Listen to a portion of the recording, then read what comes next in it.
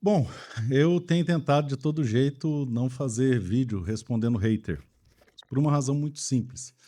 A gente está num momento de crise muito grande e a maior preocupação é impedir o confisco e tentar manter a existência do setor, porque nós estamos sob real ameaça de o setor simplesmente deixar de existir. E o fato de eu ter focado exclusivamente em trabalhar, e bastante, acho que nunca trabalhei tanto em toda a minha vida, para que essas coisas não acontecessem. E é difícil você gerar resultado quando o resultado é não deixar acontecer algumas coisas, que eu foquei 100% da minha energia a isso. Tanto que eu fiquei muito tempo sem fazer vídeo. E muitas vezes, muitos desses hates apareciam ao longo da vida. Eu tô acostumado nisso aí, eu tô no YouTube desde 2018, então surgia isso aí, a gente já dava uma resposta numa live, uma coisa assim, e a coisa simplesmente esfriava, depois voltava de novo, depois esfriava, depois voltava de novo. Mas é sempre as mesmas coisas, sempre os mesmos temas, e quem acompanha a gente há mais tempo sabe que isso funciona desse jeito. Tanto é que eu fiquei um tempão sem fazer vídeo, porque meu foco era exclusivamente em evitar que o setor fosse completamente destruído a ponto de ser extinto. E conseguimos algumas poucas vitórias. É claro que nada de se comemorar muito, afinal de contas, a situação está muito ruim, está muito difícil, mas a gente ainda existe, e esse é o grande diferencial, a gente continua existindo. E o foco há bastante tempo tem sido só isso aí: trabalhar e trabalhar e trabalhar bastante, o que não me dá tempo para cuidar dessas coisas. Mas, como algumas pessoas do meu círculo próximo pediram para que eu respondesse algumas coisas, eu resolvi fazer esse vídeo, mas asseguro a você que a decisão de não ficar respondendo hater é uma decisão que eu tomei, muito sólida já há algum tempo, porque a verdade é que nunca todo mundo vai ficar satisfeito, sempre vai ter um hater, sempre vai ter alguém incomodando, então é importante a gente entender esses pontos aí. Primeiro, quais são os tipos de hater que a gente sempre teve e qual que a gente está tendo agora? Bom, primeiro, uma categoria de hater que tem é aquelas pessoas que esperam uma atitude messiânica. O que é isso? É que alguém venha e milagrosamente resolva tudo automaticamente apertando um botão. Eu cheguei a brincar que atrás da estátua do Ulisses Guimarães tem um botãozinho que você aperta lá e resolve tudo automaticamente, tá? E não existe esse botão. O negócio demanda muito trabalho e é muito complexo.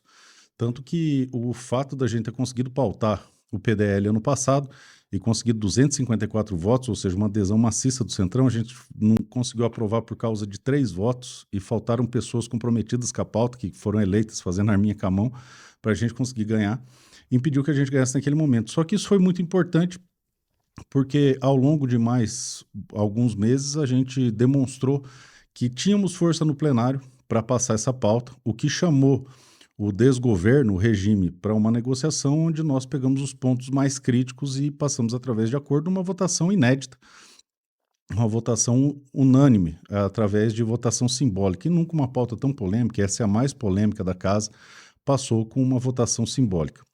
Essa semana provavelmente deve ser pautado e deve passar pela CCJ do Senado na quarta-feira.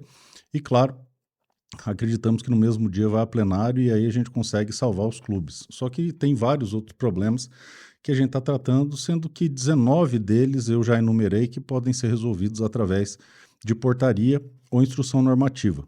Uma das coisas que a gente está vendo é a questão da restrição do 22 semialto. Essa decisão veio da Diretoria de Armas da Polícia Federal.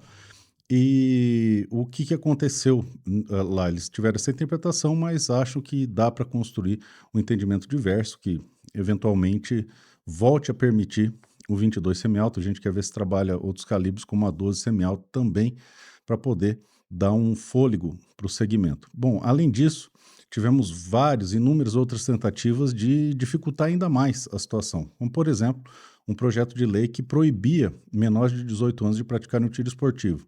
Isso foi pautado na Comissão da Infância e da Juventude, eu não era membro lá, aí eu pedi para me colocarem como membro, e a Érica Cocai ficou defendendo isso por 2 semanas até que a gente conseguiu derrubar. Paralelamente também, na Comissão de Meio Ambiente, teve um outro projeto de lei que inviabilizaria o controle de javali em todo o território nacional. E conseguimos também, e eu também não faço parte da comissão de meio ambiente, mas pedi também para me colocarem na comissão de meio ambiente e a gente conseguiu travar isso aí também e extinguir esse projeto de lei. E inúmeras outras coisas, tanto dentro das portarias quanto na condução do decreto, viriam muito piores e a gente conseguiu menos pior. Algumas pessoas fantasiam que ia manter tudo do jeito que estava, ia ficar os calibres, o 9, ia ficar o porte de trânsito. Isso é uma grande mentira, porque esse desgoverno odeia o nosso segmento. Odeia primeiro porque o desgoverno não tem um projeto de governo, é um projeto de vingança e quer se vingar de todos aqueles que colocaram ele na cadeia, isso inclui todos os brasileiros de bem. Nos odeia também porque nos identifica como bolsonaristas, porque a grande maioria dos atiradores apoiam Bolsonaro, não porque por ter uma atitude messiânica e achar que ele resolve tudo, mas porque foi o único presidente na história do Brasil que cuidou de direitos individuais, especialmente o direito à legítima defesa. E o terceiro ponto e mais importante é que ainda que não existisse nada disso, a esquerda, no seu projeto totalitário de poder, odeia o acesso a armas de fogo. Eles querem desarmar todo mundo para poder impor um regime ditatorial, um regime de exceção. É necessário desarmar todo mundo. E isso já aconteceu lá em 2003, armas legais de repente se tornaram ilegais. E mais que isso, dentro dessa ótica, eles querem desarmar absolutamente a todos para poder impor a sua ditadura, o seu regime totalitário, que é o que está acontecendo na Venezuela.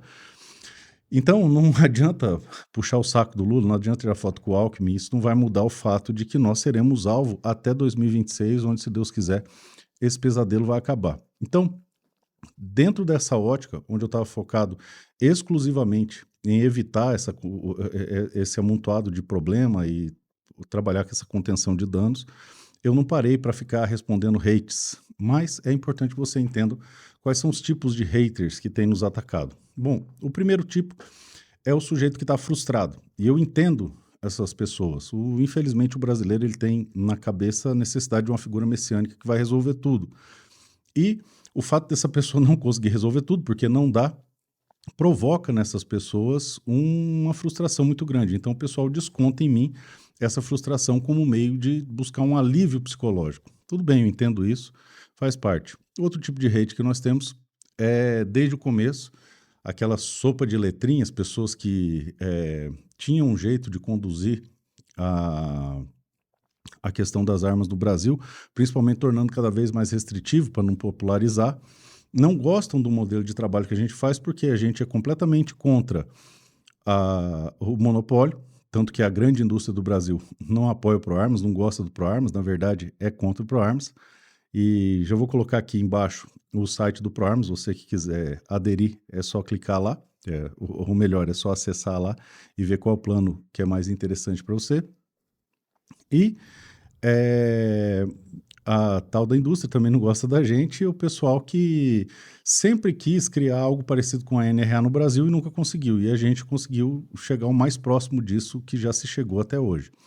O fato é que eu trabalho essa pauta desde 2005, e são muitos anos de trabalho, e trabalho muito intenso, e não vai ser um ou outro hater que vai mudar isso aí. E aí nós temos os youtubers, e nos youtubers nós podemos dividir em duas categorias. A primeira é o pessoal que nos ataca exclusivamente para ter views. Afinal de contas, tem duas formas de você ter views. É você fazendo um trabalho sólido, mas trabalhar cansa, trabalhar dá trabalho, ou você atacar alguém que é proeminente na área. Mas tem destaque a um especial, que de especial não tem nada, que fez como projeto de vida atacar o ProArmas e me atacar. Promover uma campanha de assassinato de reputação que vem desde o final da eleição. E essa pessoa em específico tem buscado como forma de crescer, de ganhar relevância, o fato de me atacar. Tanto que se você entrar no canal dela, você vai ver que os únicos vídeos que têm visualização, ou os que têm mais visualização, são vídeos atacando a minha pessoa especificamente. Porque a estratégia que essa pessoa usa reiteradas vezes. Esse cara brigou com o Benê Barbosa, o Benê mandou ele para aquele lugar, brigou com o Fabrício Rebelo, brigou com o Luciano Lado. Então todo mundo que está proeminente no segmento, essa pessoa ataca deliberadamente, brigou até com o Renato 38, que é a estratégia dessa pessoa de conseguir view. E, claro, a treta ela sempre vende mais, ela sempre roda mais e tal, e chegou até a insinuar que o ProArmas iria acabar por um monte de mentiras, que o ProArmas se tornou um movimento político. Não, o ProArmas é um movimento político, e outras tantas que a gente vai abordar no decorrer da live. E nesse ponto, no decorrer do vídeo, perdão, e nesse ponto, eu tenho até me sentido como Bolsonaro. Por quê? Porque para a esquerda, tudo é culpa do Bolsonaro. E acabei de ficar sabendo, através de uma pessoa que veio me cobrar, claro, que esse sujeito fez uma vaquinha para resolver um problema com o Sigecorp e o fato dele não ter feito nada com isso daí é culpa minha também. Afinal de contas, o que ele arrecadou serviu exclusivamente para ele fazer um tutorial de como utilizar o Reclame Aqui. Mas o fato dele não ter feito nenhum processo, o fato dele não ter acionado ou não ter feito nada daquilo que ele ofereceu, queria fazer, a culpa é minha também, porque eu deveria ter feito. Bom, então se você não tem capacidade para fazer, se você não tem legitimidade processual para fazer, se você não vai fazer, não fala que vai fazer, simplesmente para você arrecadar um recurso e depois falar que não fez porque a culpa é minha também. Bom, é claro que essas pessoas buscam farmar views através da reputação e do trabalho que eu construí. Mas eles não estão nem aí para a reputação de ninguém, sequer a deles. E não vale a pena enumerar e nomear cada um deles, porque da minha parte eu tenho muita coisa para fazer, muito trabalho para fazer, e não pretendo ficar levantando ainda mais o ibope dessas pessoas que usam o meu nome e o meu trabalho para poder se levantar, afinal de contas não querem trabalhar, não vão trabalhar e não vão fazer nada. Tem, um especialmente, quando a gente lançou o primeiro 9 do 7, foi contra, depois participou, enfim. Quando é conveniente está junto, mas quando é conveniente ataca, e sempre foi assim para tentar exclusivamente conseguir mais relevância. E específico nessa situação, é que essa pessoa farma seus votos ou seu capital político no mesmo segmento que eu. E sabe que não vai ter mais meu apoio. Então precisa me atacar, precisa desconstruir a minha imagem para que possa ter uma sobrevivência política. Afinal de contas, o que essa pessoa quer exclusivamente é um cargo público para chamar de seu. Afinal de contas, há também aí o elemento da inveja. Eu, graças a Deus, tenho uma advocacia muito próspera, coisa que essa pessoa não conseguiu construir, nem escritório não tem. Me tornei conselheiro estadual da OAB, o que dentro da advocacia é algo muito relevante. E mesmo mudando para Brasília, continuei com as atividades do meu escritório aqui na minha cidade, em Campo Grande. Detalhe, mesmo não pretendendo de começo ser candidato a alguma coisa, por conta da Elisiane Gama ter me expulsado daquela reunião no Senado, isso desencadeou uma série de coisas que eu lancei minha pré-candidatura. E é interessante que eu só lancei essa pré-candidatura às vésperas da eleição, lá por meados de junho, julho, porque até então não estava certo disso. E, mesmo assim, sem dinheiro, sem apoio de nenhum político, sem apoio nenhum político daqui do meu estado, e fazendo uma pré-campanha tardia, eu consegui ser o deputado federal mais votado do meu estado. Para vocês terem uma ideia, no meu estado até hoje só teve 3 deputados federais que passaram da barreira dos 100 mil votos. Um que era governador e foi para deputado federal, a outra que era vice-governador e foi para deputado federal, e eu, que até então não era nada. Então, isso foi à custa de muito trabalho, muita construção e principalmente muita doação. Mas essas pessoas que não querem trabalhar, que não querem produzir, que não querem construir, num momento de crise onde a gente precisava que todos estivessem imbuídos em nos ajudar, simplesmente querem views, provocando algumas coisas até graves, levantando algumas questões que não existem, que basicamente o regime ditatorial que controla o governo até hoje não pensou e passam a pensar nisso. Por exemplo, quando foi movida uma campanha de ataque à Linad, por conta da Copa Pro Armas, que é a Linad que fazia a Copa Pro Armas, levantou a questão de ter alguns requisitos para poder ter o reconhecimento de nível, coisa que eles nunca pensaram e nunca existiu. O fato é que isso gerou uma discussão lá dentro, que é muito perigosa, que só poderiam valer como níveis aquelas modalidades que tivessem o seu respectivo correspondente olímpico. Ou seja, praticamente nada estabeleceria esses níveis. Então, o pessoal não tem preocupação com absolutamente nada, é simplesmente farmar view e buscar relevância na internet. Do outro lado, eu já disse para vocês, eu recebo no meu gabinete toda semana alguém que teve a vida destruída por esse desgoverno, seja com loja, seja com clube, e o foco nosso é atender essas pessoas, é cuidar dessas pessoas, é poder manter o mínimo possível para que a gente consiga existir. Por isso eu acabei sendo negligente com o meu canal. E o grande ponto que foi o diferencial desses últimos meses é que eu não fiz vídeo. De resto, a gente continuou trabalhando muito, inclusive os coordenadores. Em especial, alguns estados onde o deputado federal tem alguém dentro do gabinete que cuida exclusivamente dessa pauta. Vou dar um exemplo para vocês do que a gente faz aqui. Aqui a gente está sempre em reunião com a região militar, está sempre em reunião com as lojas, com os clubes, para ver todas aquelas exigências ilegais ou aquelas coisas que são atípicas no andamento dos processos, para que eles possam funcionar minimamente de maneira regular. E é esse o cuidado que a gente tem tido. A ideia de ter um deputado federal por estado e alguém no gabinete com o foco específico em cuidar da pauta, em trabalhar a pauta, vem justamente para poder resolver esses problemas que a iniciativa privada não consegue resolver. Aí a gente coloca alguém do próprio estado, que é o deputado federal, para poder buscar as soluções desse processo. E aí, várias fake news são levantadas e várias mentiras são levantadas como meio de assassinato de reputação. E uma delas é a respeito de uma vaquinha que a gente fez para fazer uma sede em Goiânia, onde eu falei que, fechada a vaquinha, que tinha como o objetivo alcançar R$ 300 mil, nós faríamos a entrega entre os que apoiaram, e seria escolhido alguém lá, e seria feita a entrega de um guarda-chuva, no sentido figurado. Ocorre que, nesse desgoverno, sorteios de equipamentos dessa natureza têm gerado inquéritos criminais, então isso inviabiliza. Depois de muita gente cobrando, eu mesmo não tendo atingido os 300 mil, a gente conseguiu 60 e pouco líquido. Eu me comprometi a fazer, o pessoal do ProArmas, tá? Não sou eu, o pessoal do ProArmas vai fazer um sorteio de um voucher de 17 mil desse valor e o resto vai usar como fundo da AMPA lá, pagando 9 do 7, pagando outras ações que eles têm, pagando as despesas com a short fair, enfim, essas coisas aí, e vai ser usado para isso.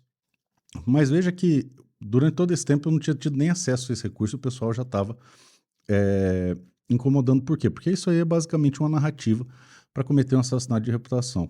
Outra específica é a respeito da famosa prestação de contas do ProArmas. E esse é um negócio que todo ano aparece sazonalmente. Quem começou com isso foi um presidente de uma federação, porque o que as pessoas fazem? Eles criam as associações, fazem arrecadação e maqueiam a prestação de contas para poder ter acesso a esse recurso.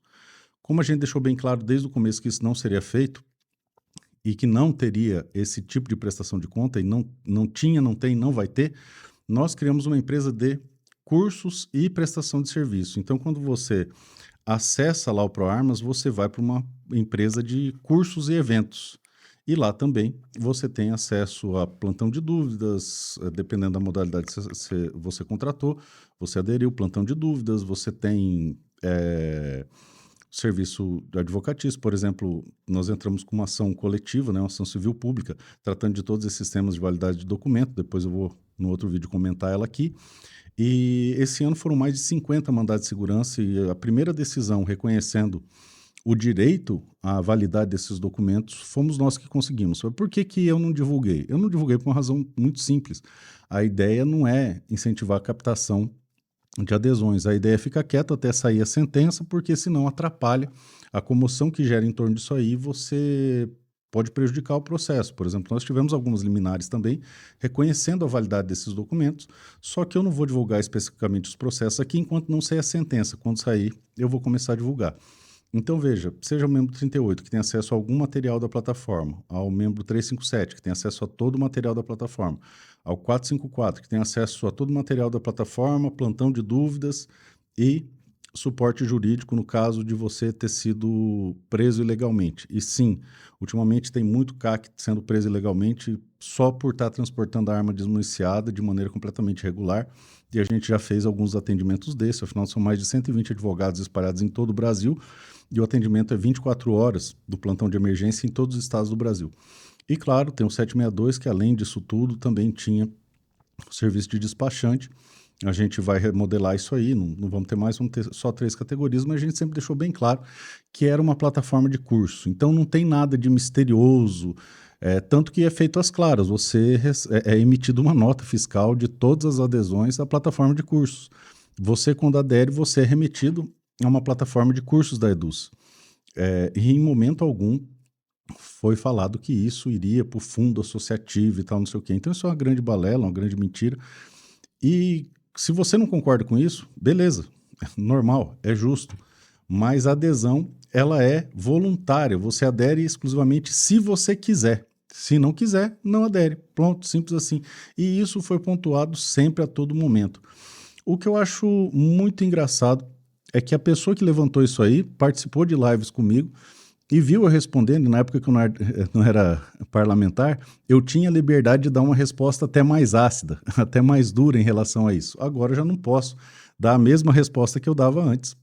Mas, enfim, é feita uma empresa de prestação de serviço, de cursos, eventos e, claro, é feita essa interlocução com escritórios de advocacia também para dar assessoria jurídica. Então, funciona no mesmo modelo, por exemplo, do Brasil Paralelo ou do Terça Livre, onde você adere se você quiser, contrata se você quiser, ajuda se você quiser, participa se você quiser, afinal de contas, você é livre para estar junto com a gente ou não. Simples assim, sempre foi assim. O interessante é o seguinte, as pessoas em especial chegou a fazer grupos fechados só para falar mal de mim, onde eu sei que falou umas dezenas de coisas completamente verossímeis e absurdas, e para essas pessoas, mas por que falou no grupo fechado? Porque todas essas acusações são criminosas. Quando veio a público trazer essas coisas, veio requentar elementos de coisas que o pessoal já tentou outras vezes, e inclusive essa pessoa sabe o meu posicionamento, sabe a minha resposta, sabe o que eu digo a respeito, que o modelo do ProArmas é o seguinte, a base de arrecadação, de monetização, é uma plataforma de cursos, onde você adere ou não, igual tem os cursos do Nicolas, tem os cursos do Eduardo, tem os cursos de um monte de gente, tem o do Olavo de Carvalho, enfim, um monte de gente. Fato é que são pessoas que não estão comprometidas em momento algum com o desenvolvimento da pauta, com a defesa da pauta, com a proteção da pauta, e muitas vezes tergiversam, muitas vezes utilizam de sofismas exclusivamente para nos atacar. Por exemplo, dizem que vão criar um modelo associativo paralelo. Ótimo, criem. Amanhã, às 6 da manhã, o sol nasce. Quem trabalha, é só fazer. Se você não concorda com o modelo que eu faço, faça do seu modelo. E pronto. A grande verdade é que, diferente da gente, prometem várias coisas que você não sabe se vão entregar. Como, por exemplo, será que nesse modelo associativo qualquer associado, independente do nível que seja, vai poder votar e ser votado a ponto de se tornar presidente da instituição? No ProArmas não é assim e eu deixo muito bem claro que não é assim, tá? É só os coordenadores nacionais que podem ascender ao ponto de coordenador federal, ao presidente da instituição. E isso eu sempre deixo muito bem claro. Paralelo a isso também, você tem várias outras acusações que são completamente vazias e que já foram desmentidas reiteradas vezes.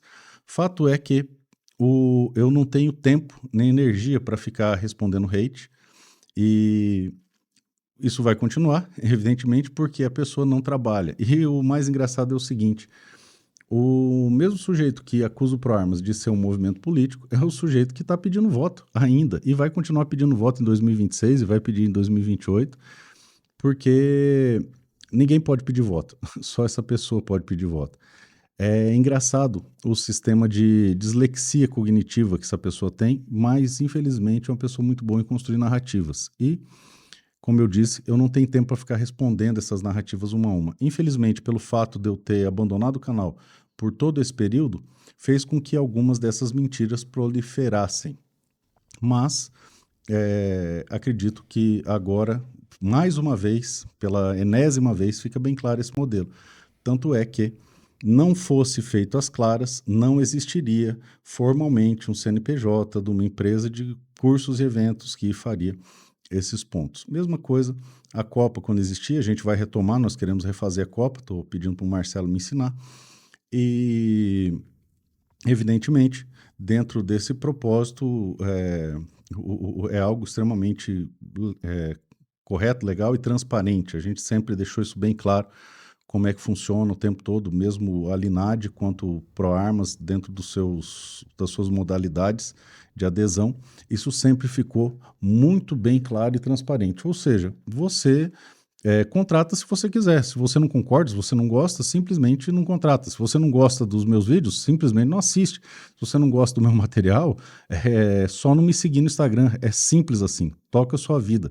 É algo muito, muito simples. O fato é que mais de 10 anos de trabalho não vão ser extintos simplesmente porque alguém está fazendo pirraça, porque achou que eu tinha que parar a minha vida, minha existência para conduzir a campanha dessa pessoa. Isso não é verdade. Inclusive, dos sujeitos apoiados pelo ProArmas, esse foi o que mais recebeu apoio, recebeu de todos os coordenadores. Quando levantou vaquinha para a campanha, todo mundo do ProArmas estava pedindo em nome do ProArmas, teve relevância nacional na lista que estava, tanto no Estadão, na Folha de São Paulo, enfim.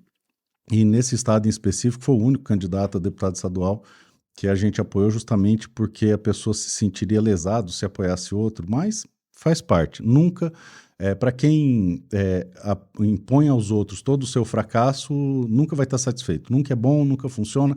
Se ganhasse, ia estar batendo na gente do mesmo jeito. Se perdesse, ia estar batendo na gente igual está batendo agora. É normal. O fato é que quase 10 anos de trabalho, não dá mais, dá quase 20 anos de trabalho, 2005, 2015 dá 10, 2025 agora vão ser 20 anos de trabalho numa pauta. Não acabam simplesmente porque alguém está fazendo pirraça. O ProArmas é reconhecido nacional e internacionalmente como a maior organização em defesa do direito ao acesso a armas de fogo da América Latina. Nós somos citados em jornais, na imprensa de toda a América Latina.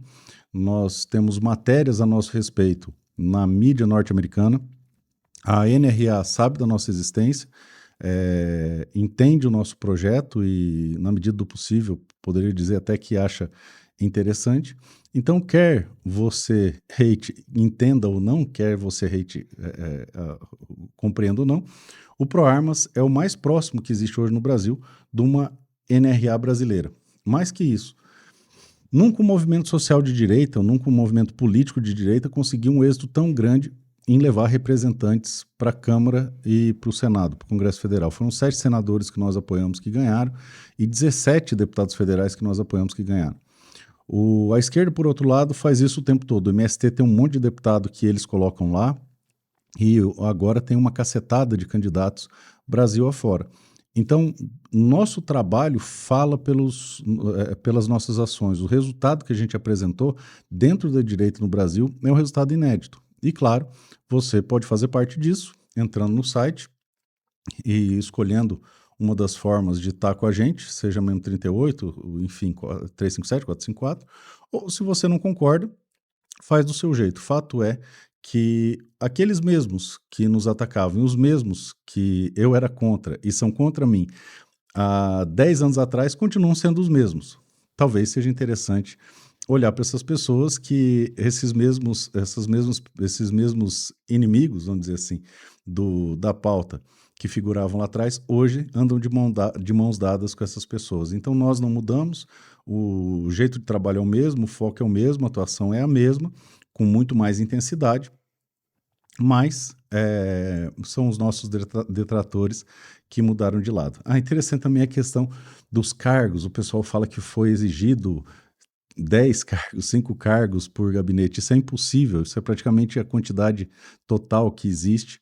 O que nós pedimos, isso é público e notório, é que o deputado comprometido com a pauta tenha alguém no gabinete à sua escolha que cuide exclusivamente da pauta. E daí é importante destacar alguns que têm isso aí. Por exemplo, o Sargento Gonçalves do Rio Grande do Norte, ele tem alguém dedicado 100% em atender lojas e clubes no Rio Grande do Norte e tem funcionado bem.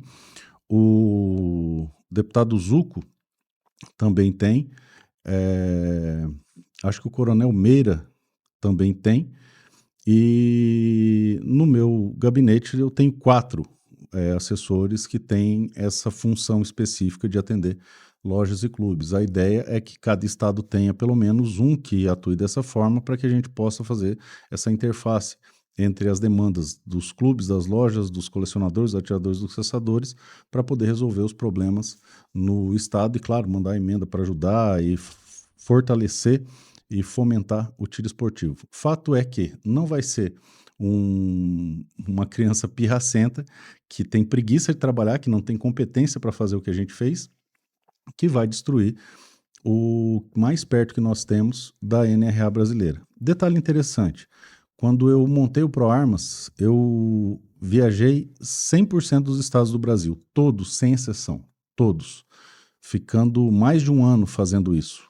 para ir em todos os estados. Alguns estados eu cheguei a ficar uma semana inteira para poder montar o ProArmas e deixar minimamente funcional. E nessa época, eu coloquei do meu bolso, sem a contribuição de absolutamente ninguém, mais de R$ 1,5 milhão.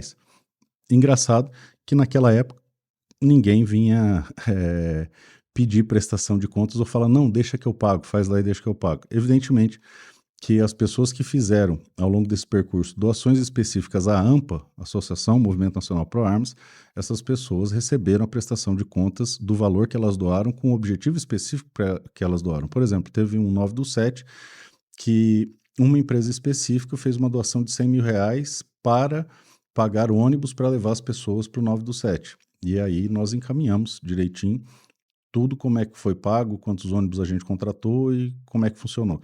Então, para resumir isso aqui, eu acredito que esse seja o último vídeo que eu destino a responder hater, porque, como eu já disse a vocês, eu tenho coisas muito mais importantes para fazer. Então, destruindo o direito de propriedade no Brasil e no meu estado, ele está sendo vítima disso. Tem pessoas com perigo de serem mortas por causa disso. Mais que isso, querem destruir completamente o setor, querem impor uma ditadura cruenta no nosso país, e é contra isso que a gente luta, é isso que a gente combate. Então, ninguém joga pedra em árvore que não dá fruta. Eu sei que isso é um lugar muito comum das pessoas falarem, mas o fato é que se a gente não estivesse fazendo nada, não existiria essas pessoas destinadas exclusivamente a nos atacar. E o conselho que eu dou é o seguinte: considere, você que vive de me atacar, considere sinceramente a possibilidade de construir alguma coisa.